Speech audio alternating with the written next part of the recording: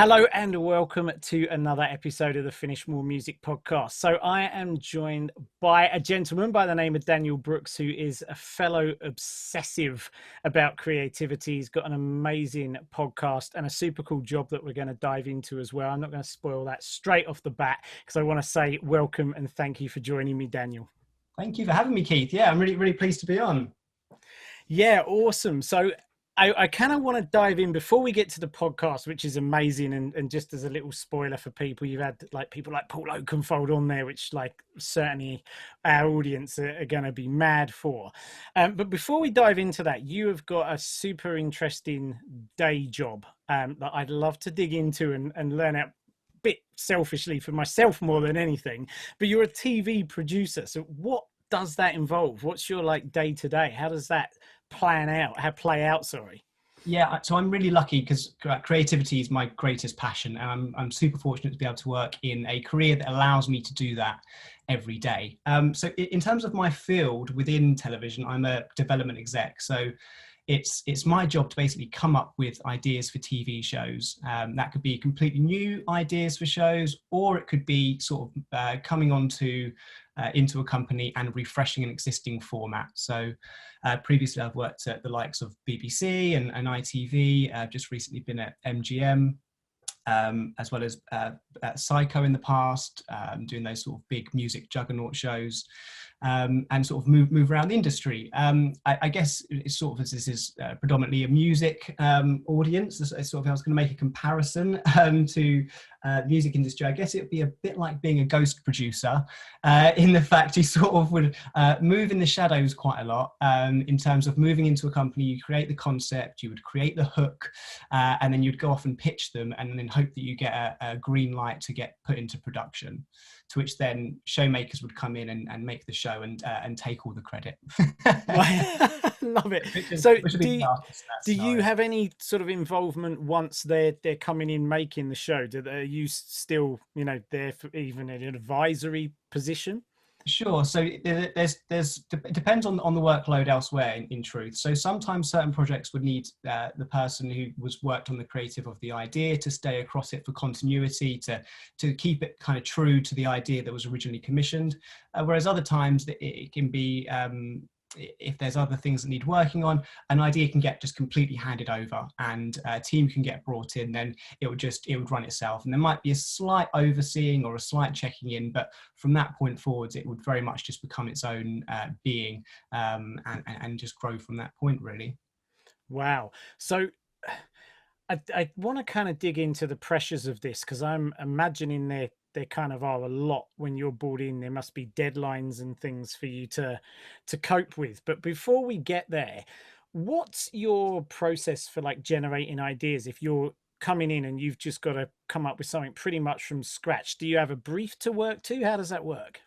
Yeah, so first, I mean, I am very lucky to work in an industry like this, but it's also a fairly, it has a lot of knocks. I would say if I was going to do an average across the industry, I'd say there's probably, in terms of ideas, if you sort of looked at across all of the companies, not just myself, there's probably like a 90% rejection rate of the ideas that you come up with, 90%, and that's maybe even being quite quite modest with it, get rejected. So there's a lot of knocks that come in it, and so it takes a lot of sort of self-confidence. I describe it as like being single. It's you go out there and you get rejected over and over again, but with the hope of somebody saying yes, to which then it's the best feeling in the world, because suddenly you've got an idea which might end up on TV, it might end up on air, to which is a hugely rewarding thing, but it is very much feast or famine.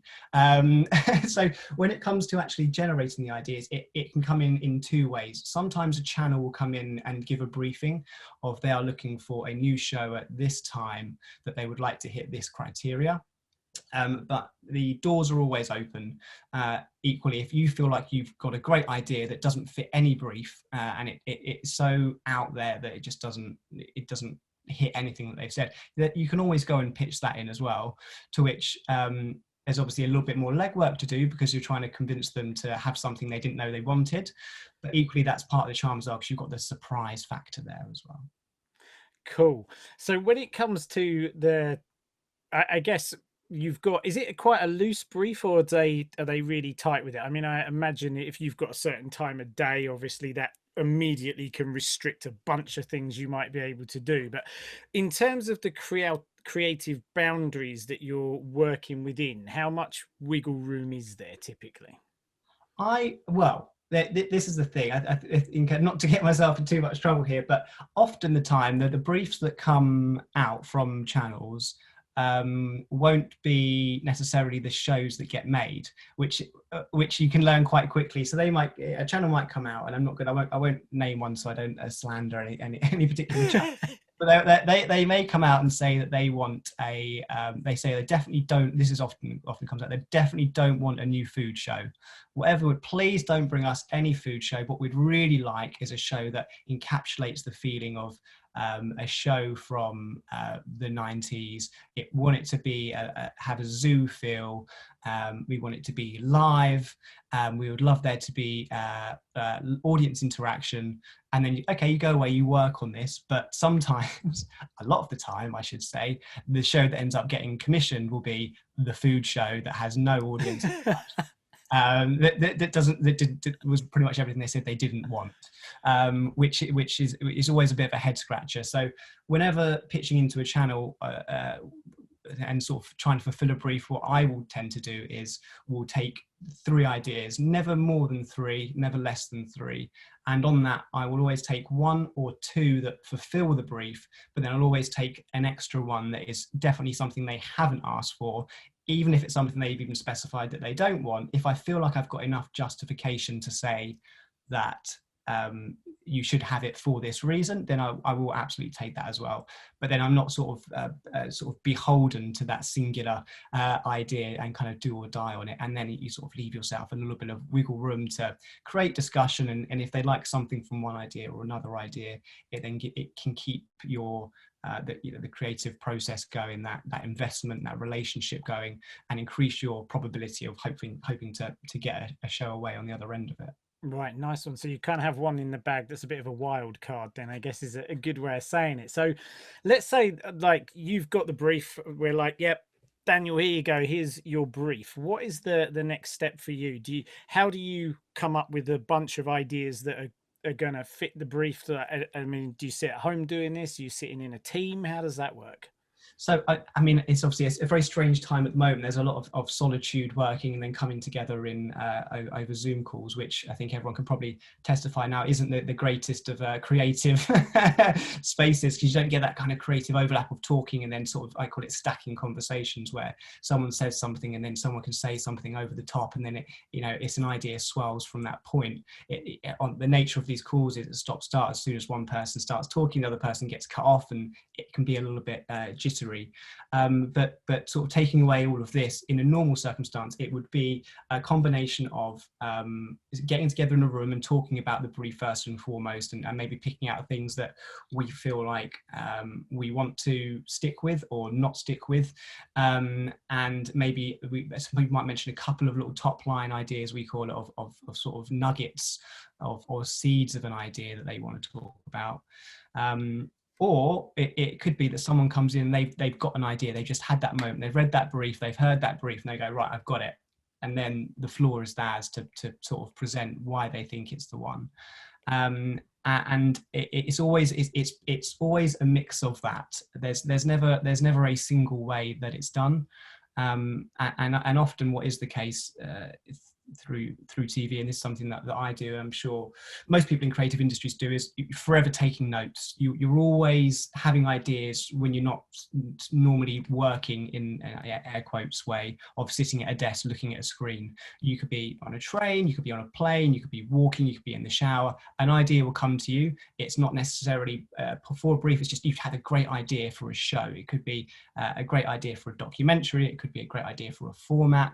It will just be a real clear thing. You have that moment where the world stops and you go, that's an idea. You make a note of it, you try and put as much detail in that moment into it, and then in my case, email it to myself. So I've always got a kind of log on it, or I've always got a notebook with me where I'll scribble something in there as well. And then from that point, sometimes then it's retrofitting an idea to a brief. So sometimes you get a brief come in and then you'll go, oh, okay, well, rather, starting from scratch here, I might go look through the ideas that I've just had in a moment, got really excited about, and then now see whether they belong to this brief, and sometimes adapt them to then fit into it, or sometimes in a perfect world, it will just click and it'll be perfect.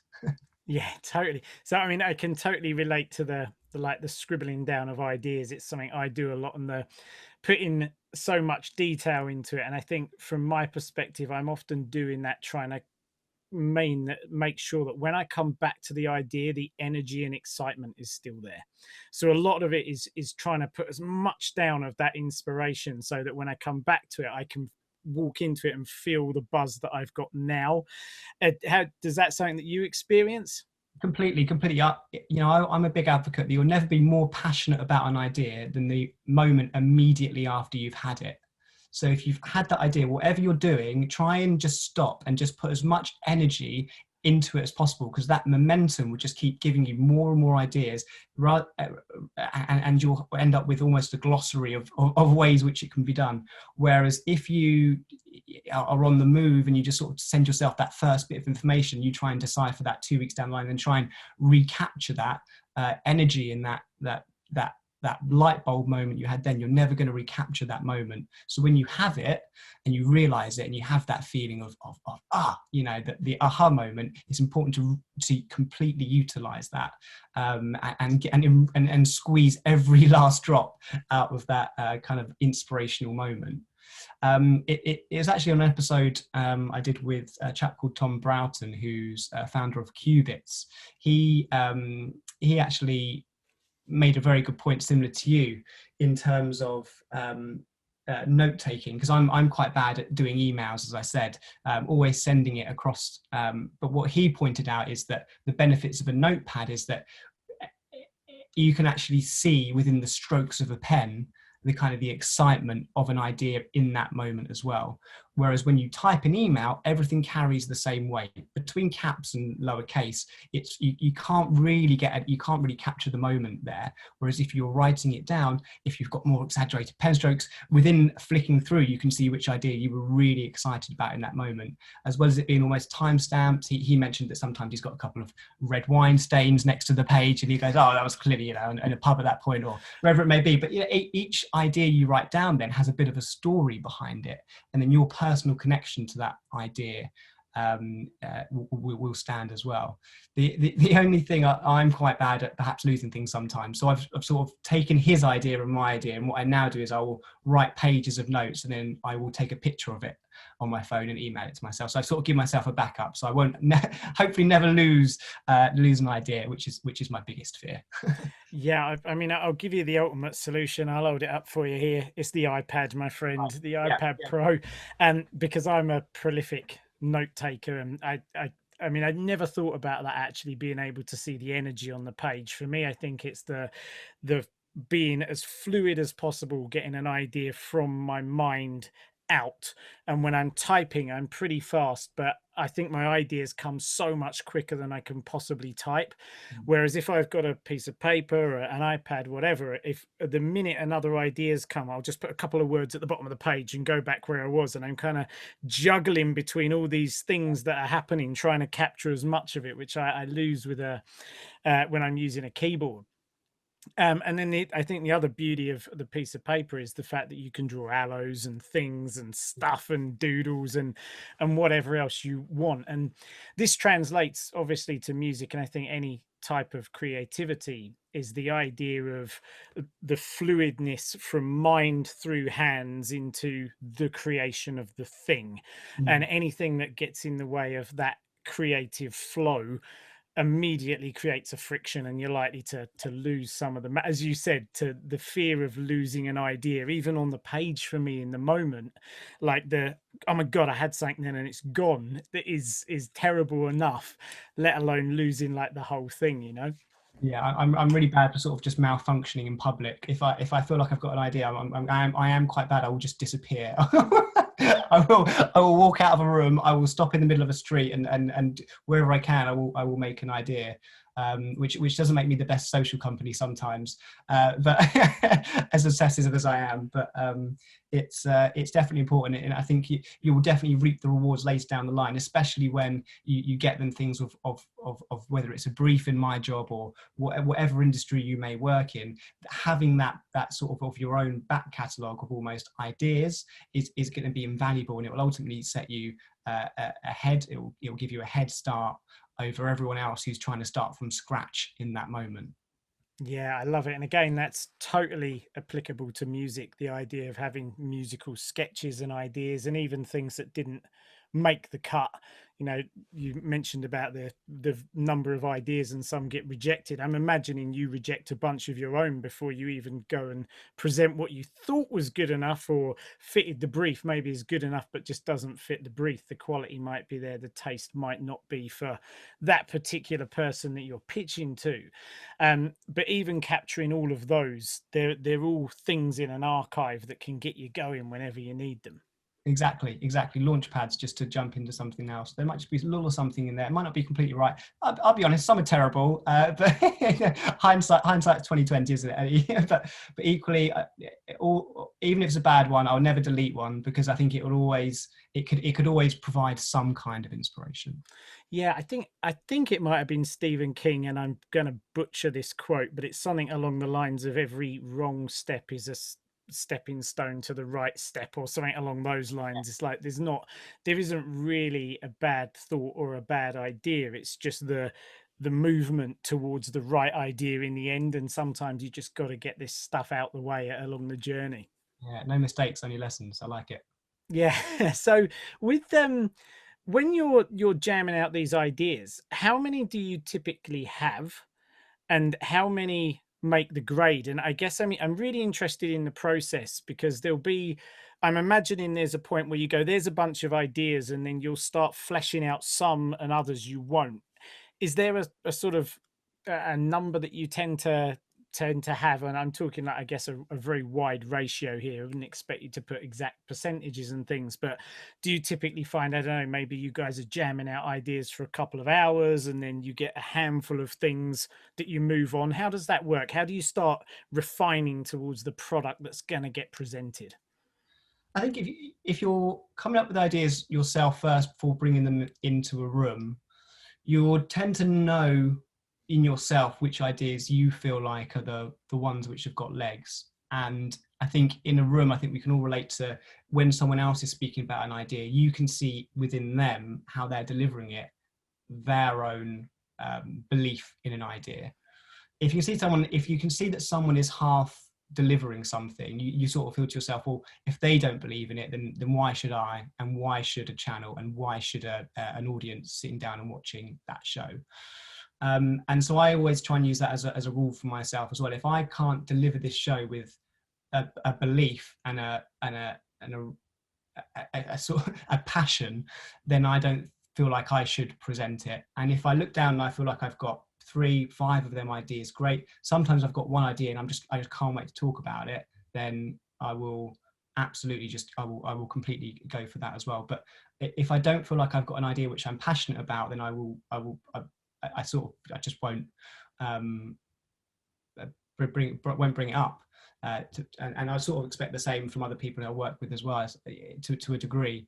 Obviously, if that's very different if we are coming into a room to start from scratch and brainstorm together, to which then obviously you come in, you'll mention something, and you're just bringing up ideas or topics or things you've seen or something you've read, which could then create that spark that could lead to a creative explosion, a creative combustion, I think you call it, within a room, where someone says something and then it all starts coming together and shaping.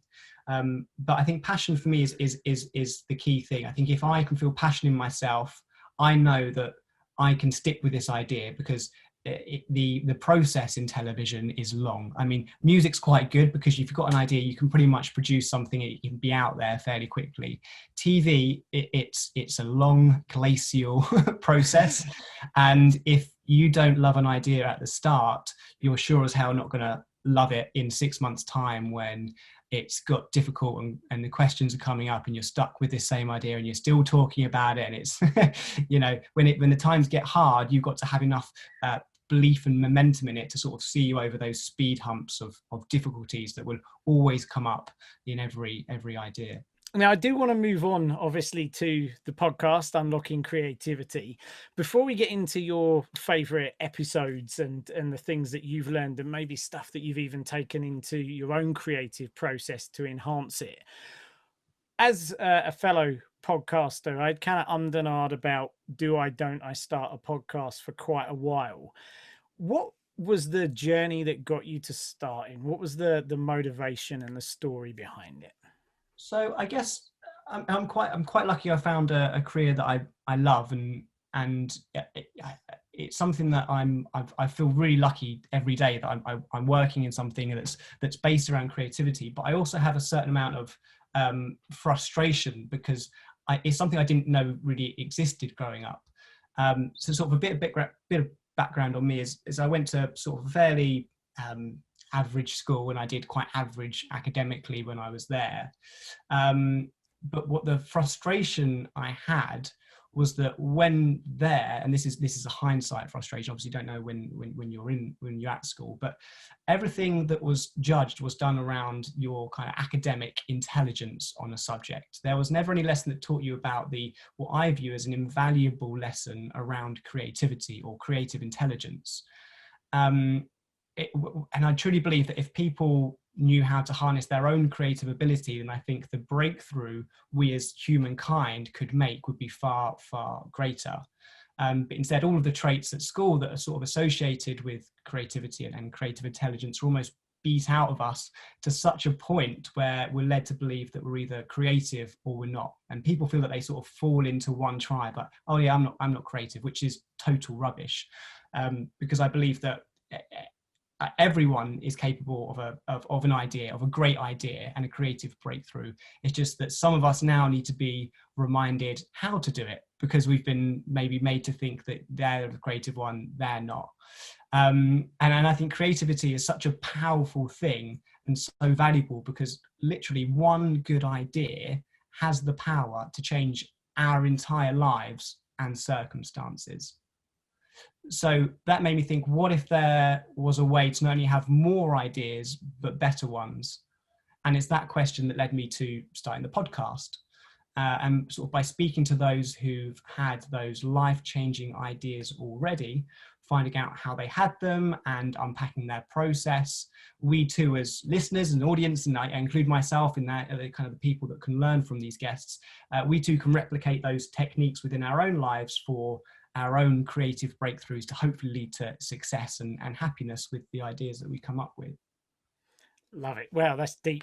I particularly like the bit where you were talking about one idea and the impact and the change that can have. And that could be for the individual who's had the idea, their life, and obviously family and things, if it's something that blows them up in the particular field that they're going for, or it could indeed be something for humanity potentially that has a huge difference. So I absolutely love the motivation behind it. So you've had a bunch of super cool guests on, some really high profile people.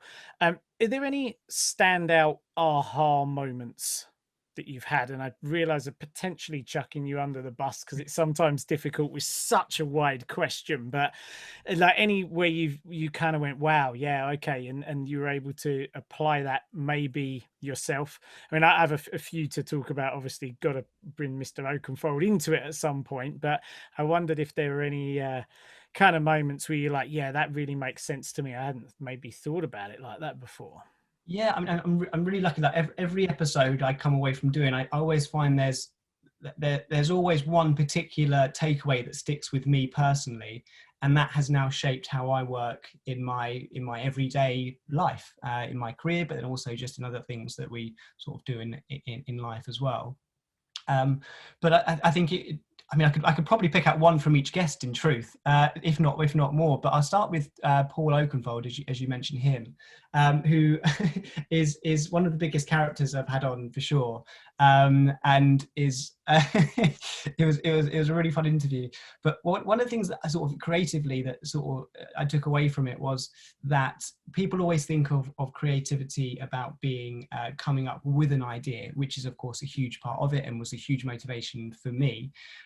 But as well as that, is actually creativity can also be creating opportunity, which is something that he is and was brilliant at. And he sort of says that his career came about through creativity because obviously he's a very talented music producer and DJ and performer, but also because he was very creative with the opportunities that he made for himself. So he started out in New York, where he was working. I think he was packing lorries, doing quite a medial job. He moved there because he wanted to go for the excitement, but what he really wanted was to obviously be a DJ. He wanted to be a music producer. He wanted to be in that world. So what he did is he blacked it. He created his own opportunity. He made himself a fake ID. He pretended to be a music journalist. He would sneak into New York's top nightclubs under the premise of reviewing them.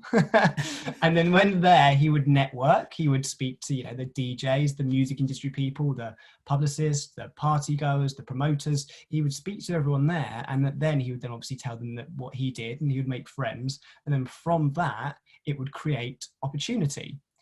But he approached the idea of kind of gaining work and profile in a really creative way. And that's what I sort of stuck with me from that, is that actually when we're thinking about creativity, it shouldn't just be what's an idea that I can come up with that's going to be a new business or a new TV show or a new song. It actually can be, what's an idea I can have that can actually help set on fire, the career that I want to eventually end up doing.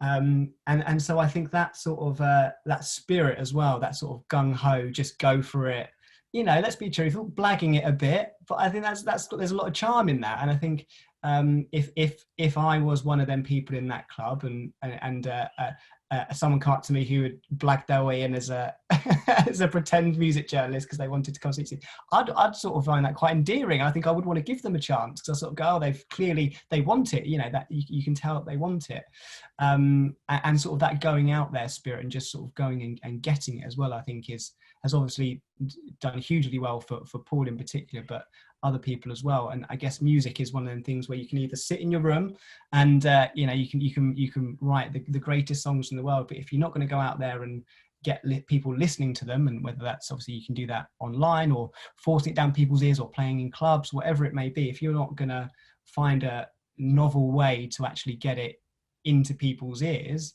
then your chance of finding success is far lower, right?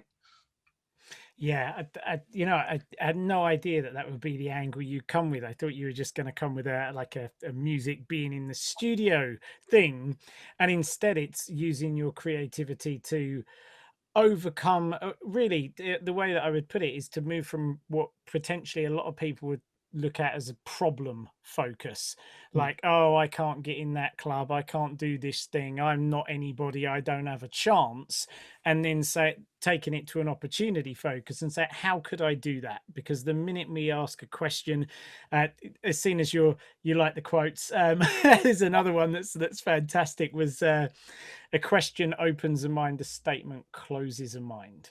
So if we were to say, I can't do this, or it's not fair, that's a statement. But if we said, how do I make that happen? How do I get my music into their hands or get on that label?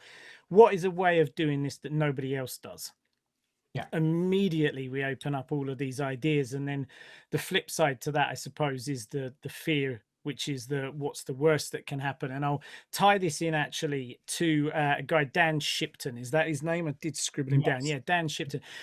So this was something that I picked up from one of your shows that I thought was fantastic. And this was where he was talking about fear and about getting at one with what are the worst things that can happen here? What am I really scared of in the potential outcomes, and then becoming at peace with that, and then you can move forward. That was kind of what I took from it. Can you expand on that a little, please? Yeah, you put it perfectly, to be honest. Dan was openly admitted that he faces a lot of he used to face a lot of fear in his industry. Just to give a bit of background on him, he's a creative director who does the stage direction for artists like Dua Lipa or Little Mix or pop acts on. Basically, whenever you see a performance on TV or stage and there's screens, there's lights, there's choreography, he's the creative behind that. He will put together that show, and he will create a cohesive thing around the performance after being given just normally an MP3 of a track, and it's like, right, now go and create a stage performance of that. Or sometimes he might do music videos. He basically creates a whole aesthetic around an artist and a song, which he will receive as just a music file, and then we'll turn it into a complete visual extravaganza. So he's a hugely talented man, who has this company called Black Skull Creative, who everyone should go and check out, especially if they are in music, to take a look at that side of things. But yeah, he had this thing where he would almost be crippled by fear, and that might have been a bit of imposter syndrome, where you especially if taking risks, and his risks often he does things like the Royal Variety performance with Ellie Goulding, for example, and he will go and he will make a brave call on what her performance should look like in front of the nation, in front of the royal family. And dangerous. It's quite scary, because everyone in there is watching, is going to go, is going to have an opinion. Everyone's going to comment, and there's going to be things written, and the easy thing to go after is normally how a performance looks or sounds. Obviously the sound he's no control over, but how it looks, it all comes down to him, and reputation in that industry in particular. You don't want to be the guy, did you see what he put Ellie Goulding in, did you see what he done with her performance, is not going to be great. So he found a way to get over this. I think it was his partner that told him this, was just imagine the worst possible scenario. Imagine if you're going into something, what's the worst thing that can happen? Sit with that for a moment, and then just think, well, how would you deal with that if that happened? Take a moment and reflect and think, okay, well, I would do this. Okay, you've sat calmly, you've pondered it, you've thought about the worst case scenario, you've come up with a solution for it. Suddenly it can't be scary anymore. You've taken you've already overcome the worst case scenario. So now going into whatever it is you're going to do, it's taken all of that sting out of it. There's no fear there. There's no unknown. If you've taken away the greatest danger, everything else seems somewhat insignificant. Yeah, totally. And this reminds me of the whole concept of when we say that people are scared of success, and that baffled me for many years. It was only sort of probably about 18 months ago that I finally really got to the bottom of what that meant. So it's like, why would you be scared of getting the outcome that you want, or the success that you want? And of course, often that success means leaning into certain fears. So for a musician or any kind of performer whatsoever, to make it big means to be in front of more people. And so if one of your fears might be being in front of thousands of people, you love the idea of it, but actually the doing of the thing and the walking on the stage or the whatever is something that fills you full of dread, then this big overarching goal that you've got may involve components, is perhaps a nice way of putting it. Components that are things that actually you have deep-rooted fears about. And so this, what could happen, what's the worst that could happen, why am I holding myself back, again we're in the realm of questions, starts to bring into awareness these things. And what I love about this guy is it's like, okay, so let's really sit with that and think of what does that look like, and how bad would that really be, and how could I overcome it? And often it's all couched in our belief systems and us sort of exploding and extrapolating these ideas of something horrendous that could happen, and actually rarely it does. I mean, it's usually these things don't lead to anything that bad, and the only person who gives a damn is us. Everything else is just perfectly fine. So I absolutely loved that, because I just think that resonates on so many different levels. What else, who else, and what other ideas have kind of jumped out at you that you've been like, yeah, that's cool? So many, honestly. Here's one for you. Here's a good, because you're a quote fan. So I did an episode with Darren Brown most recently, before going into the first lockdown, and that man has so much wisdom. For the quote fans out there, you should definitely check that episode out. He had so many good ones. The two that really stuck with me were: becoming who you are is forgetting who you are supposed to be.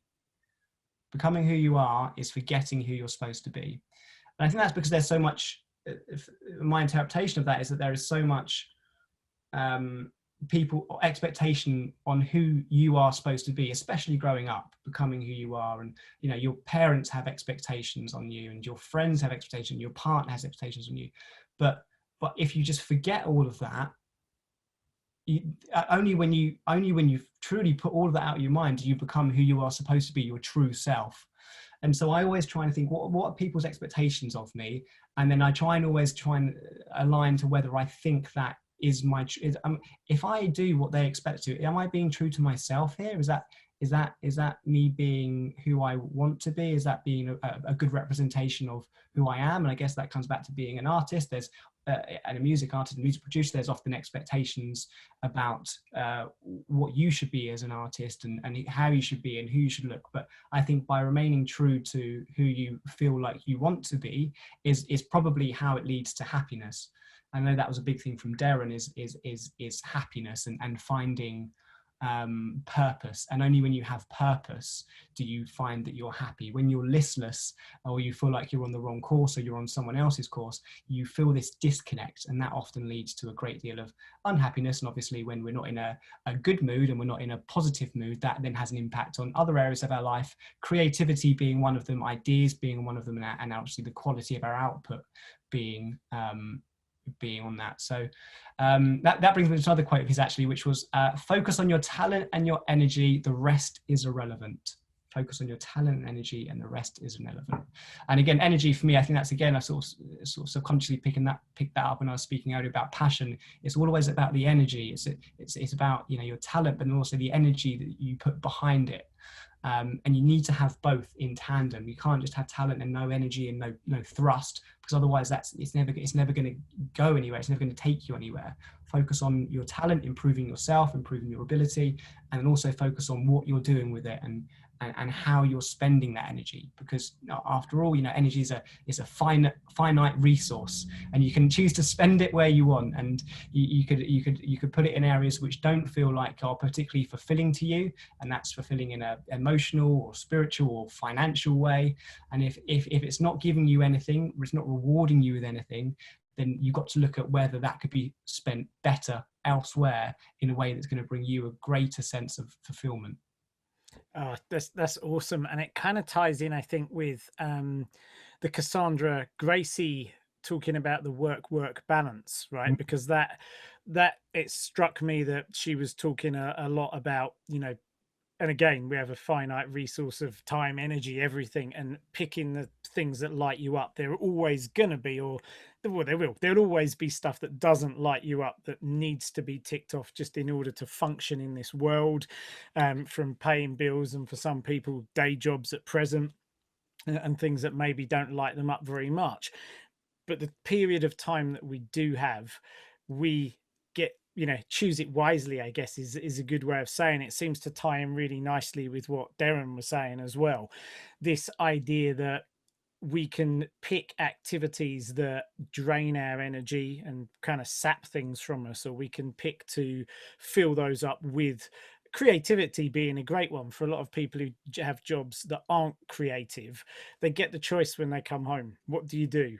Do you sit down and flop in front of Netflix? And nothing wrong if you're completely spent, or do you actually go and do the thing that feeds your soul? Is that what you're going to choose to do with your time, and actually pursue that and be brave enough to step into maybe taking it a bit further and a bit further? Yeah, no, completely. I think if we sleep for 8 hours a day, we've got 16 hours in our day to spend how we want. And we live in a world of many distractions at the moment, and the world is a tricky place, especially at the moment. So we have to find ways, I think, to nourish our soul, as you say, to give ourselves some sense of purpose and some sense of drive, and then through being on that course, I think you will often find yourself being in a lot better mood. And when we're in a better mood, we're a lot more receptive. We're a lot more open to inspiration. We're a lot more open to new ideas. We're a lot more open to collaboration. And so if we can just get ourselves into that headspace, which starts with obviously how you're choosing to spend your time. And yes, I take it, we've all got day jobs and sometimes jobs that might not necessarily be particularly fulfilled by at the moment, but equally the time around that day is equally as important, and not letting a mood of a job that might not be fulfilling you dictate your overall mood, and damaging obviously a path of otherwise happiness that you could find yourself on. And whether that's finding your lunch hour or your commute, those were the days, if you're still lucky enough to be doing a commute, finding a way to be pursuing a passion, to be exploring an avenue that could be giving you that sense of nourishing your soul, of a sense of belief, a sense of purpose, a sense of happiness.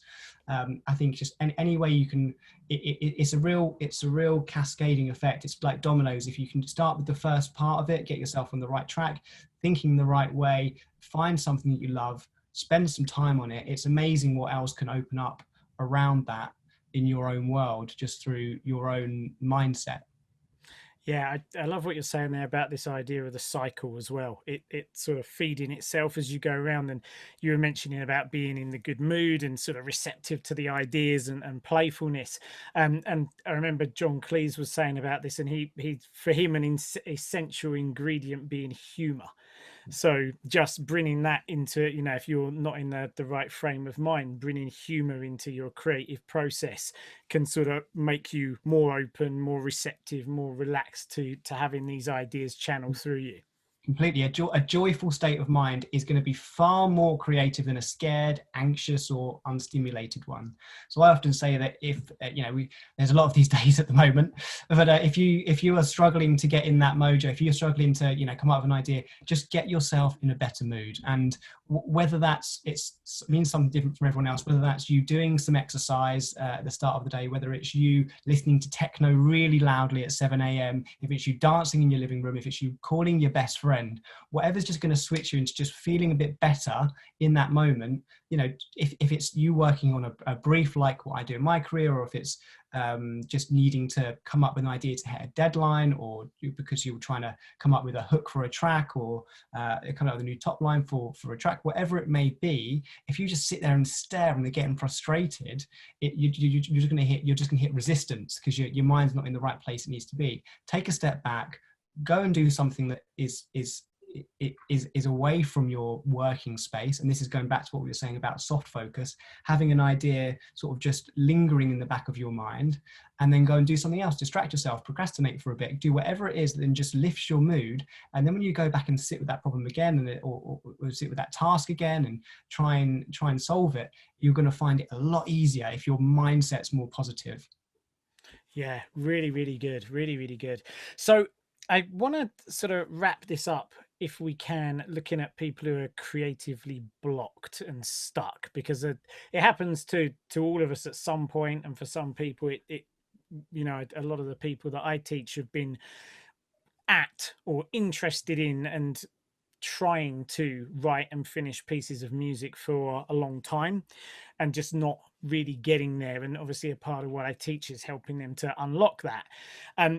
But what tips and tricks and perspectives maybe have you learned over the years, both from the podcast and your own personal development in your role as a TV producer, when there is that block and you just can't seem to get going, ideas around helping people to free that up? So yeah, there's a couple of things you can do. So one thing I often do in telly is a rule called the nth degree. I'm not sure if that's something that comes up much in music, but it's sort of like a creative concept where if you're sat with an idea and you're struggling to make it work, what you take it to the most extreme version of itself. So if it's as an example, so if it was trying to launch a fitness brand in lockdown, say that's something that you're trying to do. The nth degree of that is, how should I do that? The smallest way is, why don't I get people in grannies in living rooms to do exercise classes over Zoom, and I'll make a viral video of just loads of old people getting fit, and that'll be quite, you know, a distinct visual that then make it stand out in the crowd. Whereas the larger degree of that is, well, I'm going to get everyone out on the street doing it, and I'm going to stand at the front, and I'm going to do a huge class to a whole street open air, but everyone stood on their doorsteps in this particular time we're in. You know, you think, how can I shift an idea to its smallest and its largest degree, to which then it's normally at the extremes to which you will find the most likelihood of a breakthrough.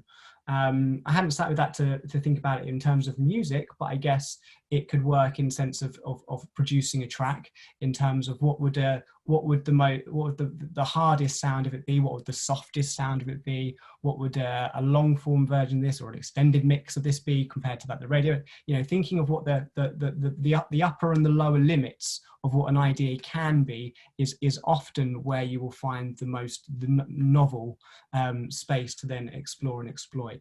Yeah, I think that's really interesting. I was interested because I was sitting here thinking, well, how's that going to apply to music? Coming up with ideas, and then you just like, boom, you've come up with a few great ideas as well. You know, from the length of the track, like how fast could I get this to tell its story? What would happen if this had to be like a 20-minute piece of music, and I had to take this theme idea? What would it look like if that was captivating for 20 minutes now? What would I have to do with this thing to get there? I think that's a fantastic way of stretching the way you look at things. I like concepts as well. So where you're concerned, you often, you know, you get given a brief, but for a lot of people who are just sitting writing a piece of music, the world is their oyster. And I like the idea of saying, okay, so how do I create a brief for this piece of music? Okay, I'm going to grab a video off of YouTube that's, I don't know, a picturesque journey on a train or something like that. Now let's use that. I'm going to write, even if it's a techno track, how does it fit that? Or a story or a memory or something along those lines. Just chuck something else into the melting pot that has never been in there before, and use that to start creating those connections in your mind. Yeah, I think, hey, I mean, that works for me because I'm quite a visual thinker, so that completely chimes true with me. But imagining what a track could be a soundtrack for, I think is an interesting thing to do as well. It's if I was making this music, what if this was going to be in a film? What film would it be the soundtrack for? Or if there was going to be a music video on this track, how would I want that music video to look? And suddenly the conjuring of images and can just shift your brain in a way that it wasn't moving before. And I always like to think of, I feel like everyone's brain, right, is just ingredients. An idea comes from everyone's past experiences. It's all past experiences in your life, and everyone is a unique combination of all them experiences, because you'll never meet one person who's had exactly the same life as you, which means that we're all capable of pulling from a completely different life experience and putting it together into a recipe where it will create something truly unique and novel and original at the end of it. So anything you can do that's just going to pull on it. And if you're working in audio, to think about video, and equally I do it the same when I'm coming up with ideas. Funny enough, this hadn't occurred to me before, I actually put on certain kinds of music to try and encourage my way of thinking. And if I'm trying to work quite quickly, I will happily put on some techno. If I'm, you know, if it's a lovely idea for maybe ITV daytime or for the BBC, I'll put on something a little bit more gentle, a little bit mellow. But that shifting of how my brain's thinking and the pace it's working will ultimately impact the life experiences I have with that music track, because perhaps I remember driving to a school and listening to that track surrounded by friends, and that will pull on some nostalgic memory that then I'll connect to the idea of a game show that I'm trying to come up with at that time. Or, you know, it's amazing how you can just give yourself them triggers in your brain that will allow you to pull from a different point of life, a different point of view than you were thinking before. And I think any external influence you can give yourself that is out your own parameters, and as you're saying there, music, to think about the visuals, and the same with me and visual music, whatever it may be, you should take that on board and just always try and put that into your salad bowl and toss it up and sort of just see how it comes out at the end. Yeah, stories, memories, the grabbing of two different ideas and smashing them together. So I imagine that's something that you can lean on quite a lot, because you were like, when it coming up with a new game show, and I was like, oh, that's a brief I wouldn't want. I mean, that feels like they must have all been done to death, but of course they haven't. People keep coming up with new and innovative ideas. but potentially there is a, okay, that's the game show. What disparate things can we smash together to maybe come up with a third idea? I suppose there's a lot of that you can take lots of different ideas and say, what would that be like if we could smash those together? Might a third idea come out of it? Yeah, completely. I mean, literally remixing TV shows. It's you can even take some you say to them, what was your favorite game growing up? What was your favorite thing to play in the playground? Everyone's got a different version of what that may be. And then you say to someone else across the room, what was your favorite game show to watch growing up? And suddenly you've got two completely different things that you can bring together. And suddenly that could be within the Venn diagram, the sweet spot in the middle, there could be your idea for something that's is going to be familiar, because it's it's hooked onto something that has gone before, but then it taps into a sense of nostalgia and within not only that person there, but undoubtedly probably a few other people across the country, that was their favorite game grab, or at least other people might have an awareness of it. You know, it's amazing the combinations you can find through personal experience and kind of existing stimulus that's out there as well, and by bringing those things together. Yeah, so in music, that could be anything from genres. And sometimes people limit themselves, particularly in the world of electronic dance music, because it's quite nichey. It's like, well, I wonder if a house track and a techno track or something like that, without perhaps looking at the wider thing like film scores, ethnic music, all of these different things. What happens if I try and bring this sound from some really out there kind of instrument I've never heard in dance music? We have some brilliant producers in our community who do things like they mash their love of classical music, perhaps play a classical instrument and then bring it into psytrance or progressive house, like really fast kind of aggressive music, and there's a flute in there. Yeah. But done right, it's like, wow, now we got something new, and this is really interesting. So I think it doesn't matter what your creative discipline, there are ways of thinking outside the box and connecting lots of different dots. Exactly. By doing something that hasn't been done before, it's instantly going to be distinct, isn't it? You're instantly bringing something that's going to, hey, it might not always be good, but it will definitely stand out. And that's already the first, that's already the first hurdle of making something that's going to hopefully, you know, be successful, whether it's a music track or a TV show. All we can do is at least make something that is as distinct as it can be, and then see what the reception can be. But again, it goes back to focusing on our own energy and our own ability. Yeah, I love it. I think that kind of ties us up for this episode really nicely. The idea of creativity all being about creating something that is original, and you using the word distinct in there as well, which I think is really nice as well. And being bold, we've talked about that, going to the nth degree with things as well, and then how that all ties back to lighting you up and kind of creating that cycle of momentum. I think it all kind of ties in really nicely together. Do you have any other sort of big tips or anything that we've missed along the way? And I'm gonna come grab you, get you in a headlock, and bring you back for another episode for sure, because I know that we could be going on and on here. I can tell that you've got so many great things to share. Was there anything that immediately came to mind that you thought, oh, we didn't quite mention that, and I think it could be useful? No need if there's not. I realize it's another one of the chuck the guest under the bus things that I do. I guess there's a couple I would say is as creativity in lockdown is a real tough thing at the moment, and it, you know, the rules have changed a little bit, and I think anything you can do in this time to be creative is worth doing, and it's really, you know, about managing yourself within this to ensure that you can be the best that you can be creatively. And, you know, being honest with myself, am I operating as creatively at my creative best right now? Probably not. You know, I'm doing the best I can. I'm trying to incorporate structure where I can. I'm trying to you know, capture the heyday, and I get some days, but other days it's really hard. And I think anything we can do to make our lives easier we should be doing. And I know I mentioned it earlier, but if you feel like your best ideas come in the shower, or when you're on a walk, or when you're talking to your friends, anything you can do just to bring that into your own life right now, I think is super important. And you sort of touched upon it earlier, Keith, in terms of parameters as well. Sometimes it helps. Trying to create something from nothing is a lot more difficult than trying to create something from something. And sometimes by just giving ourselves them parameters and, you know, sitting down as a musician, I can imagine, and a music producer must be really difficult to just go like, what am I going to create today? It can be difficult. So think of a fun way in which you can create your own brief, create, you know, your own parameters to work within. So call up a friend, call up two friends, call up one friend and say, what's your favorite track at the moment? And they'll tell you. You ring up another friend and go, right, can you tell me your favorite track as a teenager? You've now got two tracks, you've given yourself parameters. Take them two tracks and see what you can make from them, not necessarily, you know, mashing them up or remixing them together, but, you know, taking influence from the both of them, but put a bit of gamesmanship in it, put a bit of fun in it.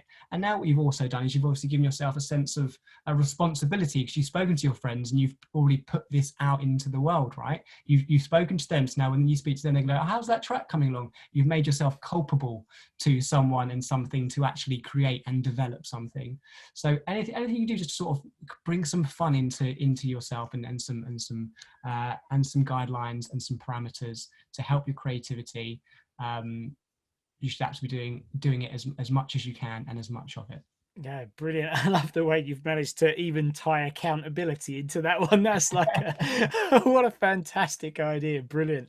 So I know that loads and loads and loads of people are going to be flocking to your podcast now. They'd be mad not to. Unlocking creativity as a starting point, and I'm sure they'll start at the top and go all the way through a lot of people. But if you were to say, look, these are my top couple of favorite shows, go and kick yourself off there, without, you know, and this is no slight on any particular guests, you know, saying, oh, don't listen to them, listen to these ones. But are there any that you'd just be like, yeah, go and check these out? I mean, it sounded like the Paul Oakenfold one was fun because you mentioned he was a character, might be one to put on the list straight away. Yeah, I mean, it depends. I mean, the thing is about podcast guests, I mean, there's certain people who will chime with some more than others. There's obviously the bigger names, which obviously make sense and they're more accessible, like Derren Brown and Paul Oakenfold. But equally, if you sort of tap into that sort of go-getter spirit, of being a bit of, you know, the sort of creating your own opportunity, then there's a gentleman called Damon Bryant who has a very interesting backstory, who I'd suggest a sort of a lesser name, but a fascinating story, and a really inspiring man.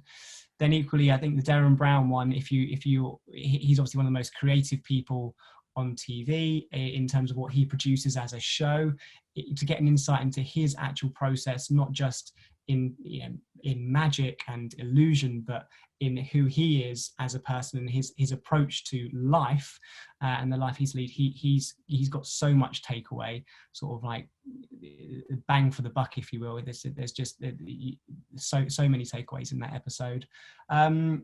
Equally, Cassandra Gracie, if you're interested in the music industry, Dan Shipson you've spoken about as well. It completely depends. If you're listening to this, you're into fashion, Tamara Mellon's there. If you, yeah, you know what I mean. There's something for everyone to jump into. Have a flick down the guests. I will say that the series for me went on pause in lockdown because I do all of my episodes in person as opposed to sort of to Zoom. But they will be starting up again soon. Hopefully, when we're out of this second lockdown, we'll be and sort of life is restoring to normal in the new year. Some new episodes will be coming your way as well. There's some new guests that are lined up, ready to go once I'm allowed to actually get in front of them. Yeah, totally. But there's enough gold anyway for people to be going and checking out for sure. I think the Derren Brown one, I didn't check that one out yet, and that's exactly where I'm going to be heading pretty much tomorrow, basically. For my exercise, I'll have that plugged in. It sounds fascinating, especially as you gave a couple of his quotes. I mean, you knew you were just reeling me in there, weren't you, Daniel? You're like, yeah. There's a good one. He talks about slaying the dragon in there as well, which is a good one. I'll let you discover that one. But yeah. Fantastic. Well, listen, thank you so much for jumping on this episode with us. I kind of feel like it was pretty much every sentence that came out of your mouth. You had something awesome and exciting and interesting to say. And what I was really interested in is we've always have music producers and DJs on, but you know so much about creativity. You've learned so much about it. You've interviewed so many interesting people as well, that I knew that you would come to this and you would have stuff that permeates and spreads across all of the different creative disciplines, and it's going to light everybody up, and it certainly lit me up. There was loads in there, so thank you so much for coming on the show. Thanks for having me. I've really enjoyed it. Yeah, thank you. Awesome, and I will be getting you back. I'll hold you to that for next year. I'll happily come back, and if any of your listeners want to, drop me a message and ask any and follow up on anything, then I like to be, approachable as it were, and happy to answer any further questions that people might have. Amazing, awesome stuff. Thank you very much, buddy.